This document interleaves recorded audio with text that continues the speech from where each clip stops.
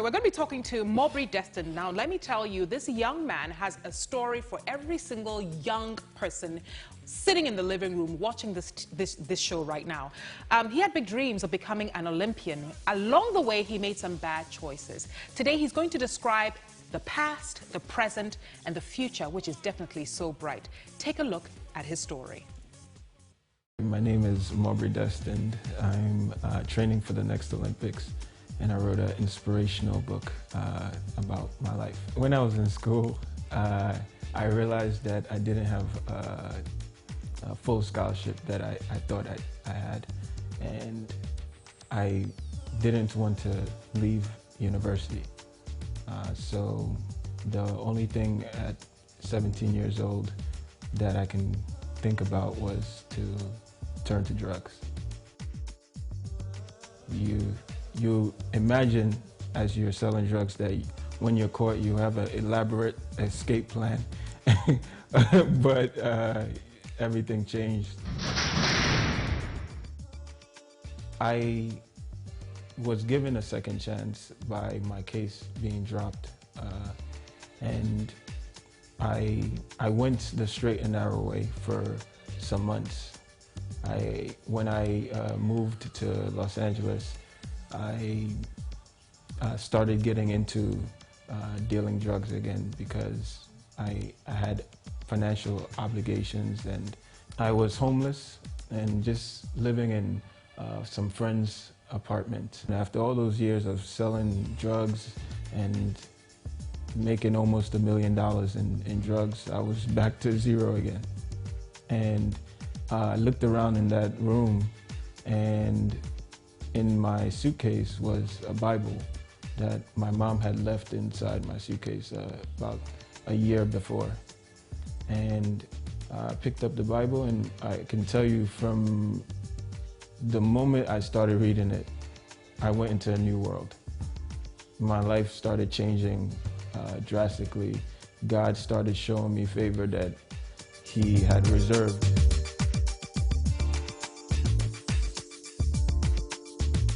My goal is to break the world record for the 100 meters. My goal is to win gold medals. My goal is to entertain all around the world. And my goal is to continue to release the books that I've already written. The book, it's to inspire you and encourage you that you can move any mountain and accomplish whatever dream that you have in mind by the power of Christ. I go out to Oxford Street, and I just stand there, and people come when they're curious to see who's selling, what author is selling their book out in the streets of Accra. So it's been a very interesting and humbling experience doing it.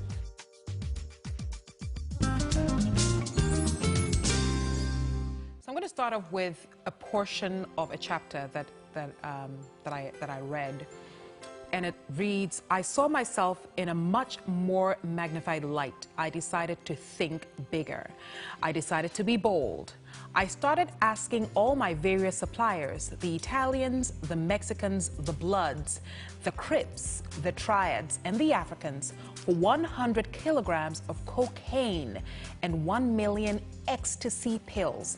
I did not care anymore. I was more fearless of being killed or going to jail than ever before. I knew that my direct suppliers themselves did not have that amount. However, I understood the concept that once I made the request, it would go up from middleman to middleman, all the way up to the source, who was probably a multi-billionaire in a foreign country somewhere."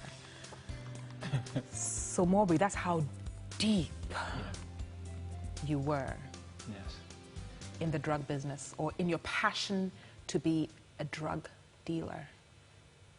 For what purpose? The purpose was to achieve my dreams. The purpose, which I originally started, was to pay for my school, and I passed that time period in 4 years. So now the purpose was able to fund my my dreams. Was there no other avenue other than this, what you described vividly? There were other avenues, but at 17 years old to 21 years old, that's the only avenue that you can think of in your expansive wisdom at that age. You just follow what you've seen on TV, and you just pretty much go with what the world has shown you. So being on your way to becoming this award-winning athlete, hopefully, eventually, that was part of the dream. Be standing one day on platforms, getting your gold medals, etc. Having the physique to know that you could actually push those boundaries in athletics. Was there no other person? Was there no other way? Was there no other fund? Anything else that you could go to other than the drugs? No, in reality, for most Olympic athletes and for most athletes in general that haven't made it to the professional level yet, it's very hard to fund your training. It's very hard to pay for your food and to pay for the coaches and the doctors. And so when you see an athlete that's made it, he had to go, or she had to go through a long journey. And if you're not being sponsored by friends and families, you pretty much have to figure out how to make it on your own. And like I said, at that young age, that was the only thing I can think of. What's the most you did in the drug business? Describe a moment when you said to yourself, wow, I'm living this life. That's the misconception about drug dealing. You never get there. You never get there. The houses and the cars and everything we see. You get the houses. I was living in a resort. I had 2 luxury cars at one time. I had 3 luxury cars. You get everything, but it's just an illusion. You find out by the end of the month you've spent most of the money on friends and. So you make $1 million, you blow $1 million. I made almost $1 million and I had nothing at the end. And I remember looking at my surroundings and I said, where has all this money? No investments? Nothing. Just keep investing in the drugs. And then towards the end of my dealing days, I started giving out a lot of drugs. I started saying, okay, if I give this amount to so many people, I'll have so many people owing me money. And that money never came. No, they disappeared. Their phone numbers changed, and you just find yourself at square one. You sell a lot of drugs, but it's all just an illusion. 60 years of jail. Yeah. 60. Yeah, 60. And when you were starting, it never crossed your mind that you could get caught. No, it did cross my mind, but I was fearless at that age. I didn't care. I would hate not achieving my dream more than taking a risk to go to jail. So I didn't not take any risk. I just decided that I'll take any risk to achieve that dream foolishly. And when I was facing that 60 years... Tell me about that moment, knowing that, wow, this could be, on one hand, I wanted to be an Olympian, an athlete, a gold winning, on the other hand... I'm facing 60 years. You know what? I had so much faith that after a few days, and I decided that I'm not going to deal drugs anymore. And where did that faith come from? Oh, it came from Christ. I had just been groomed that Christ could save me from anything, and that if I just focus on Him, my situations can turn around. So, like I said, just a few weeks later, I just started, my faith just activated, I guess. I said, I'm forgiven. And you could feel it. You knew that God spoke to me, not out loud, but He spoke to me in my spirit, and He said, you're forgiven. Just don't go down that path anymore. And all my friends that knew that I was facing 60 years in college at that time, for about 2 years, I was going back and forth to court, thinking that was going to be the trial date. And for 2 years, I was just so confident. You couldn't even tell that I was facing 60 years or even a day in jail. I just knew that I was forgiven, and I knew that my dream would come true, and I knew that I had changed my ways. So I was just the same happy person that I was before I was arrested and facing 60 years. Tell me about the moment when you were arrested. Any voices speak to you in your head and say? No, I was just numb. It was Thanksgiving, a few days before Thanksgiving, and I was going to Chicago with a teammate of mine to visit his parents, and I just finished selling about $2,000 of ecstasy to a client, and I thought I can trust him, and just about 10 minutes later, I heard a big bang on my door, and I rushed thinking it's either my friend that I'm going to Chicago with or the person another client. or another client. And I just quickly looked into the peephole. I saw two figures in uniforms, and to be honest, it didn't register that they were police officers. I thought it was like a maintenance worker just coming to check in before we leave for the holidays. And just before I opened the door, they said Bloomington Police. And I was just so numb. And you knew then? I knew then. I had planned on an elaborate escape months before that. If I was ever caught, I'd run out the patio or rush in. And at that moment? At that moment, you're just frozen. You just open the door, and they said you're under arrest. I remember that day like it was yesterday. You're just numb. You're just numb. You know that everything is over. You think that your life is over, and all the good times that you had selling drugs and partying, it just all came to a crashing end. Yeah, the fun and the partying was over at that time, and your life would never be the same after that day, no matter what. Fortunately, I was able to turn that setback into a setup for victory and for inspiring people over the world. We're going for a quick break, Maubrey, but when we come back, you tell me about all that goodness that went into creating this book, The Maubrey Destined Effect, The Journey to the Kingdom of Heaven. Yes. Plus your dreams of becoming eventually an Olympian. Yeah? All right. Well, you're watching The One Show. We're talking to this young man. Yeah, you're still young, aren't you? Yes. A journey that most of us probably may not walk or may not go through. But that's because we will read this book to understand exactly the kinds of risks to avoid. We're going for a quick break. When we come back, we'll speak to Maubrey some more, and hopefully we can all learn a thing or two.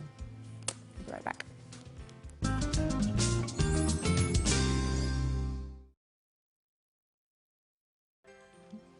You're welcome back to The One Show. I'm speaking to this author, and I dare say he is going to be a best-selling author in no time.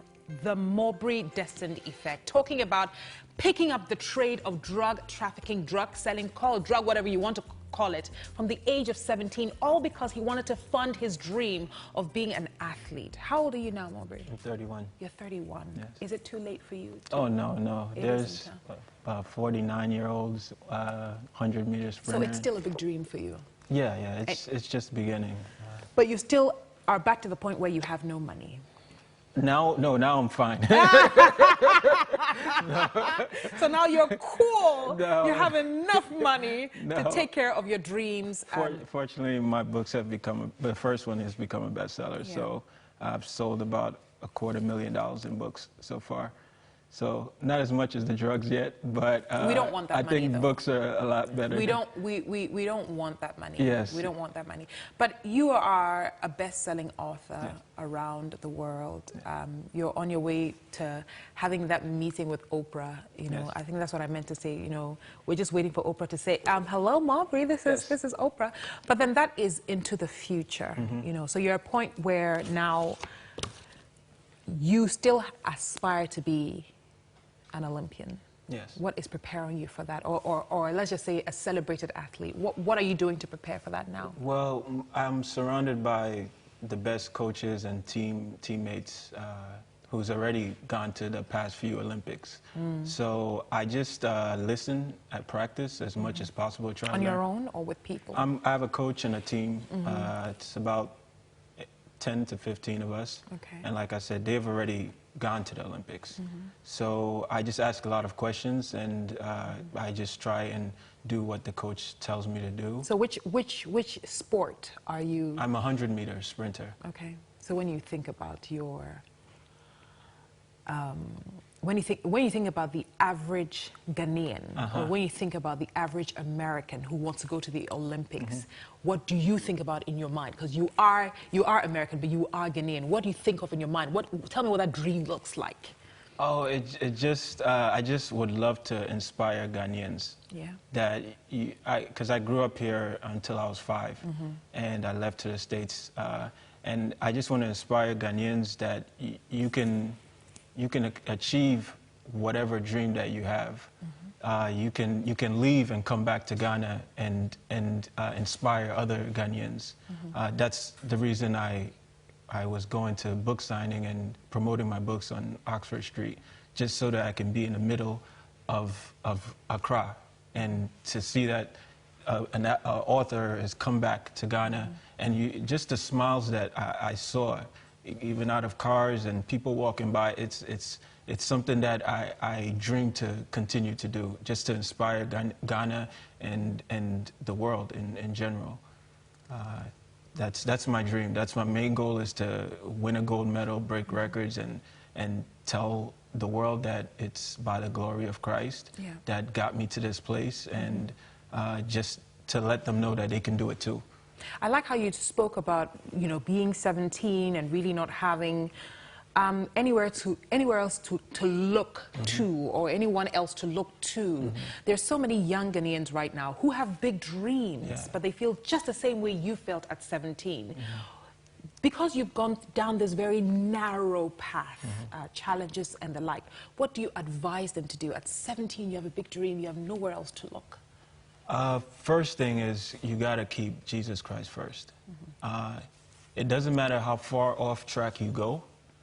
If you keep him first, no matter if you're dealing drugs or lying or stealing or whatever you're doing, if you keep him in the forefront of your mind all the time, you will eventually get the revelation.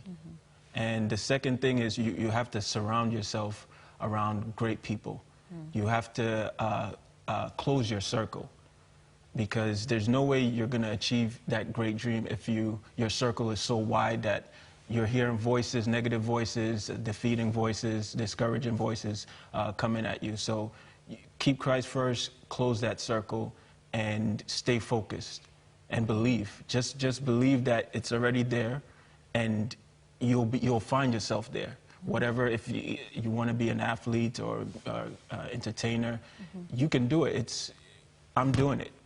I've done it, and I've come from the worst parts of lifestyles, and I'm doing it. So it's all possible. Just close that circle, and if you have to delete that Facebook friend or block that Facebook friend, that's the only way you're going to have to do it. Close that circle.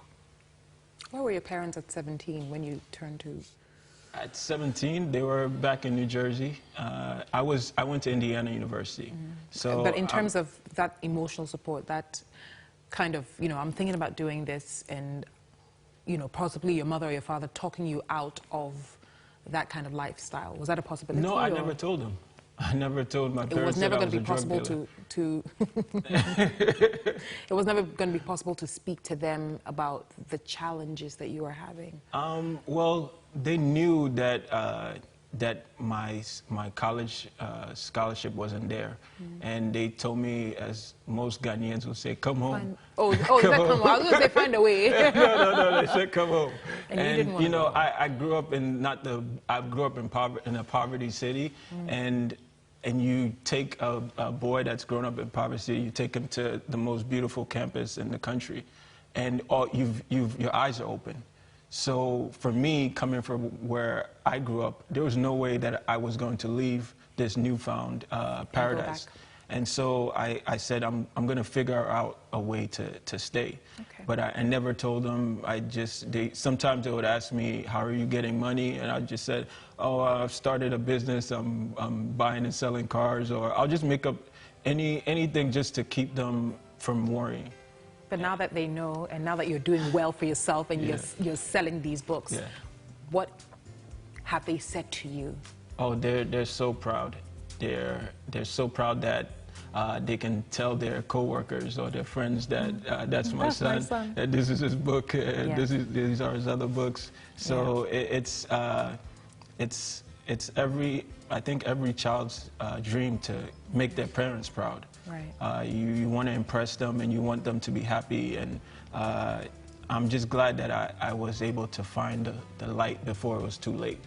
Amen to that. Amen. Maubrey, thank you very much for coming on The One Show. Thank you. It's an honor. And of course, I've got his books here, so I'll be giving them away to all my Facebook friends. I know you guys want to hear more, read more, and be motivated, so we will do that for you.